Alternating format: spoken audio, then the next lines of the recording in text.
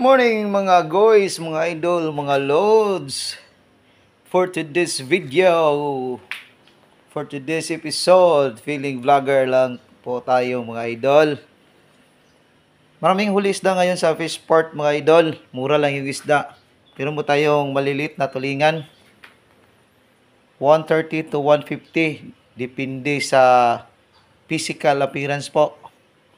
Yung magandang tingnan, 150. Okay pa to.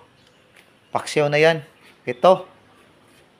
Tula po tayo. Tinulang isda po tayo kasi mainit ang panahon. Meron tayong ginagawang project pa rin dito sa school. At kinilaw.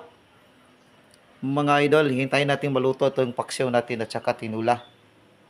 Yum. Okay. Tinimplahan pa yung paksyaw natin mga loads, mga idol, mga guys. Masarap po yung paksyaw pag purong suka lang po yung sinasabaw natin. Walang tubig lang. Suka na to. Okay. Wala tayong Sprite at 7-Up mga guys. Ito lang ang ginagamit natin mga guys. Ito ang gusto ko. Konti lang mga guys.